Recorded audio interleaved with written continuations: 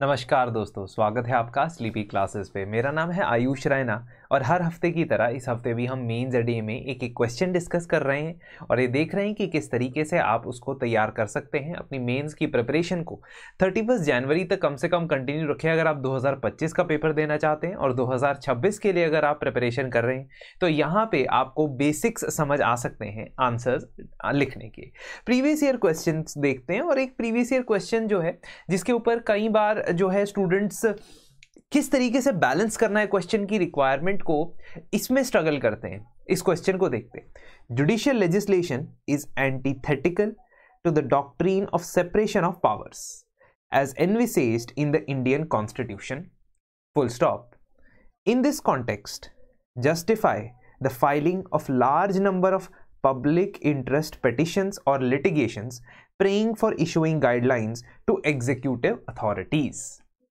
आपने ध्यान दिया होगा कि रिसेंट टाइम्स में सुप्रीम कोर्ट की ढेर सारी जजमेंट्स आती हैं जिसमें वो सेंट्रल गवर्नमेंट, स्टेट गवर्नमेंट या किसी और ऑर्गन ऑफ गवर्नमेंट को कुछ करने के लिए कहते हैं। इसके अलावा वो गाइडलाइंस भी इशू करते हैं which may be applicable on any organ of the state और any associated body of the state.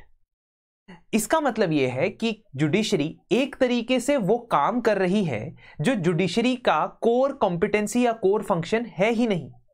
Judiciary को as an upholder of the constitution, as an interpreter of the constitution and as a check against the powers of executive and legislature देखा जा सकता है। लेकिन कई बार judiciary उसमें कुछ कदम आगे जाती है, बियॉन्ड जाती है, और जो काम एग्जीक्यूटिव या लेजिस्लेचर का होना चाहिए वो कर देती है।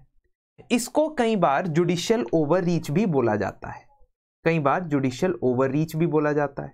लेकिन अगर आप इसको पॉजिटिव सेंस में देखते हो तो इसे जुडिशियल एक्टिविज्म के तौर पे भी समझा जाता है।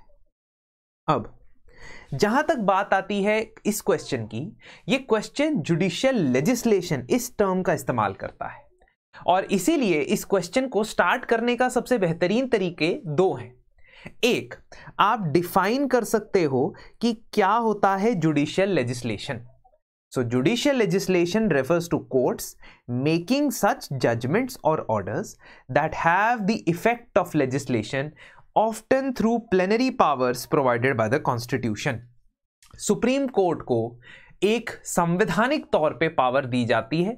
वो कई बार बहुत ज़्यादा एक्सप्लिसिट नहीं होती है और कई बार कई संविधानों में बहुत एक्सप्लिसिट होती है। एक्सप्लिसिट का मतलब है कि सामने सामने दिख रही है कि सुप्रीम कोर्ट को कोई पावर दी गई। हमारे संविधान में ये एक्सप्लिसिट पावर दी गई है आर्टिकल 142 के अंदर, आगे मैं इसका मेंशन करूंगा। तो इस पावर का इस्तेमाल करते हुए सुप्रीम कोर्ट कंप्लीट जस्टिस करने के लिए किसी भी मैटर में ऐसे ऑर्डर दे सकता है जिसका इंप्लीमेंटेशन किसी कानून की तरह हो। कानून बनाने का काम सुप्रीम कोर्ट का नहीं है, बट जुडिशियल लेजिस्लेशन के केस में एक तरीके से एक्स्ट्रा पावर मिल रही है। Second way of introducing this answer can be giving a recent instance where Supreme Court has used this particular judicial legislation. This can be an example where Supreme Court recently issued guidelines for demolition of houses, जिसको bulldozer justice भी बोला जाता है, जिसके चलते उन्होंने guidelines देते हुए कहा कि आपको एक पर्टिकुलर पीरियड ऑफ टाइम के नोटिस दिए बिना किसी के हाउस को डिमोलिश नहीं करना है, चाहे वो अवैध ही क्यों ना हो। तो ये गाइडलाइंस जो इशू की गई है एक मैनिफेस्टेशन है इस पावर की, जिसको जुडिशियल लेजिस्लेशन कहते हैं। अब इस क्वेश्चन के दो पार्ट है। एक, statement judicial legislation separation of power से एंटीथेटिकल है, यानी दोनों आपस में कॉन्ट्रडिक्ट करती है। यानी अगर जुडिशरी लेजिस्लेशन की तरह ऑर्डर्स देती है तो सेपरेशन ऑफ पावर्स को खतरा होता है। पहले पार्ट ऑफ द क्वेश्चन में इस चीज को एड्रेस करना जरूरी है। You will tell that how judicial legislation violates separation of power.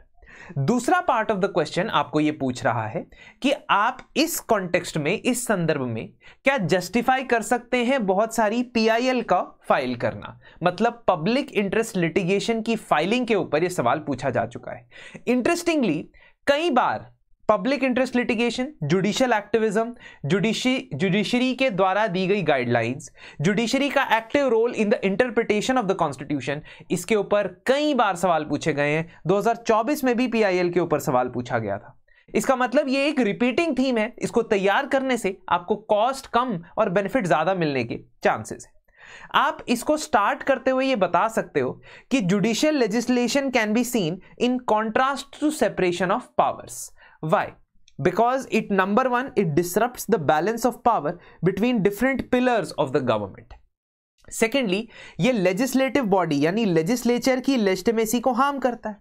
अगर जुडिशरी किसी कानून को इंटरप्रेट करती है और खुद से किसी कानून की इंटरप्रिटेशन को बहुत ज्यादा एक्सपैंड या बहुत ज्यादा रिस्ट्रिक्ट कर देती है, तो वो लेजिस्लेचर यानी कि पार्लियामेंट की लेजिटिमेसी को क्वेश्चन करती। तीसरा, जुडिशरी अगर इस तरीके की गाइडलाइंस इशू करने लग जाए, से फॉर एग्जाम्पल के तौर पे जुडिशरी कह सकती है या कहती आई है कि भाई हाईवे के 500 मीटर के अंदर अंदर आप कोई ठेका नहीं खोल सकते, यानी अल्कोहल को नहीं बेच सकते।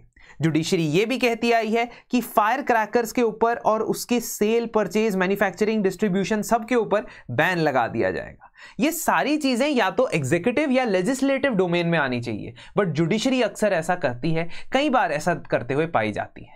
अगर ऐसे केसेस वो ज्यादा टेकअप करे तो वर्कलोड भी जुडिशरी का बढ़ने के चांसेस ज्यादा है। एंड लास्टली, एक अनइलेक्टेड ग्रुप ऑफ पीपल के हाथ में हम बहुत ज्यादा पावर्स दे रहे हैं। हमने बैलेंस ऑफ पावर या डिस्ट्रीब्यूशन ऑफ पावर या सेपरेशन ऑफ पावर के प्रिंसिपल को इसलिए अडॉप्ट किया था ताकि हम पावर को एक पिलर में ज्यादा कंसंट्रेट ना करें।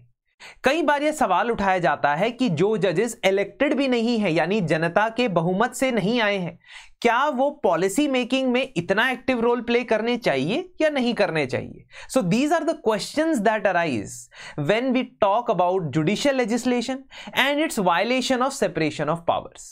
इसमें आप एग्जाम्पल्स के थ्रू बता सकते हो, चाहे वो एमसी मेहता केस हो, चाहे वो गंगा रिवर की रिलेटेड डिफरेंट केसेस हो, you can talk about it. But more importantly, आप जुडिशियल लेजिस्लेशन को यहां पे रिजेक्ट नहीं करने वाले हो, ना ही उसको रिडिक्यूल करने वाले हो। इनफैक्ट आप जुडिशरी की विजडम पे भरोसा दिखाओगे, क्योंकि वो कॉन्स्टिट्यूशन के दायरे में रहकर काम करने वाली एक ऐसी एपेक्स संस्था है जिसका काम ही है कि जहां पे लेजिस्लेचर या एग्जीक्यूटिव गैप छोड़ रहे हैं, उस गैप को फिल करना। और एक एक्टिव जुडिशरी, एक्टिविस्ट जुडिशरी नहीं, एक्टिव जुडिशरी बहुत ज्यादा इंपॉर्टेंट है। क्यों? क्योंकि अब आप second part of the question में पीआईएल्स या पब्लिक इंटरेस्ट लिटिगेशंस को जस्टिफाई करोगे। आप बोलोगे कि पीआईएल जरूरी होती है कुछ बेसिक फंडामेंटल कॉन्स्टिट्यूशनल प्रिंसिपल्स को इंप्लीमेंट करने के लिए। पीआईएल केसेस की शुरुआत मानी जाती है 1979 का हुसैनारा खातून केस, जहां पे अंडर ट्रायल प्रिजनर्स जो बिहार की जेलों में बंद थे, उनके ऊपर किस प्रकार से अत्याचार हो रहा था, किस प्रकार से वो अपनी मैक्सिमम ड्यूरेशन ऑफ पनिशमेंट से भी ज्यादा अंडर ट्रायल बैठे हुए थे, उनको जस्टिस देने की बात सुप्रीम कोर्ट पीआईएल के थ्रू एंटरटेन करता है। Secondly, PIL legislative gap fill करने के लिए बहुत ज्यादा इंपॉर्टेंट है, खास तौर पे उन मौकों पे जहां पे एग्जिस्ट नहीं करती गाइडलाइंस या लॉज। फॉर एग्जाम्पल 1997 में विशाखा गाइडलाइंस के थ्रू सुप्रीम कोर्ट वो गैप फिल करता है जो बाद में लेजिस्लेचर पॉश एक्ट यानी कि prevention of sexual harassment eight workplace act of 2013 उससे फिल करता है। एग्जीक्यूटिव के फेलियर्स को या एग्जीक्यूटिव की शॉर्टकमिंग को रोकने के लिए भी judicial legislation on the back of PIL is very important. से फॉर एग्जाम्पल 2006 का प्रकाश सिंह केस, जहां पे पुलिस और एग्जीक्यूटिव की फंक्शनिंग के ऊपर सवाल उठाए जाते हैं, वहां पे transfers, posting, appointment of top positions, इसके ऊपर भी सवाल उठाए जाते हैं। इनफैक्ट ओवरऑल पुलिस रिफॉर्म्स की बात यहां पे सुप्रीम कोर्ट कहता है और 7 डायरेक्टिव्स देता है, 7 डायरेक्टिव्स देता है प्रकाश सिंह केस में सुप्रीम कोर्ट।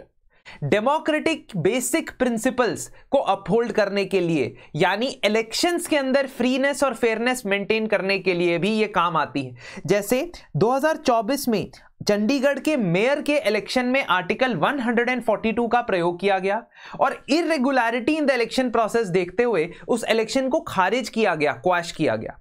इसका मतलब पीआईएल की इंपॉर्टेंस आप एग्जाम्पल और केस लॉज के साथ जस्टिफाई करते हो, तभी यहां पे आंसर जो है आपका जस्टिफाई होगा। But on the other hand you also agree that judiciary overreach नहीं कर सकती है। जुडिशरी अगर ये सारी चीजें बहुत एक्टिवली परस्यू करने लग जाती है तो legitimacy of the other pillars is also affected. That is why दो चीजें आप सजेस्ट करोगे। Point number 1 is judicial restraint को प्रमोट करना जरूरी है। Only in exceptional circumstances must the judiciary intervene. इसकी बेस्ट एग्जांपल आप दे सकते हो in the same sex marriage verdict. तो Supriyo versus state union of India case के अंदर ये सुप्रीम कोर्ट कहता है कि अगर मैं स्पेशल मैरिज एक्ट को 1954 के स्पेशल मैरिज एक्ट को अमेंड करके उसे जेंडर न्यूट्रल बनाता हूं ताकि सेम सेक्स कपल्स को मैरी करने का अधिकार मिल जाए, तो that will be judicial adventurism. और मैं इस तरीके से अपनी लिमिट्स के बाहर नहीं जाना चाहता हूं। यह एक एग्जाम्पल थी।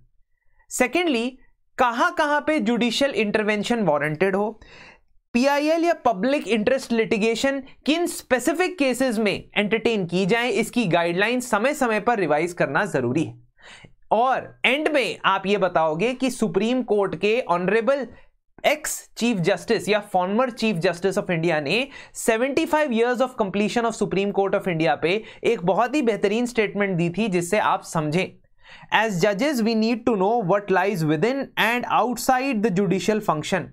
ये विजडम जजेस की तरफ से आती है, तो जिन पैरामीटर्स या जिन केसेस में जुडिशियल इंटरवेंशन नेसेसरी है वहां वो करेंगे, और जहां पे उन्हें लगता है कि लेजिस्लेचर और एग्जीक्यूटिव को ये काम करना चाहिए वहां पे वो जुडिशियल लेजिस्लेशन से परहेज करेंगे, क्योंकि इससे गवर्नमेंट मशीनरी पे नहीं बल्कि गवर्नमेंट के बेसिक पिलर्स के ऊपर ट्रस्ट डेवलप होने में तकलीफ हो सकती है, परेशानी हो सकती है। That is how you can conclude. इस क्वेश्चन को इस तरीके से अटेम्प्ट करें। Please attempt and see what more points you can add. And अगर आप प्रैक्टिस करते रहना चाहते हो जनवरी के महीने में मेंस आंसर राइटिंग की, तो ये प्लेटफॉर्म अवेलेबल है मेंस मेंटोरशिप प्रोग्राम का, जहां पे आप आंसर राइटिंग के साथ साथ डेली लाइव मेरे साथ लाइव 1-on-1 डिस्कशन कर सकते हो अपने पर्टिकुलर इश्यूज का मेंस के रिलेटेड, और अपने आंसर्स को इवैल्यूएट करवा सकते हो मुझसे, जहां मैं आपको बताऊंगा कि किन एरियाज में आपको इंप्रूव करने की आवश्यकता है।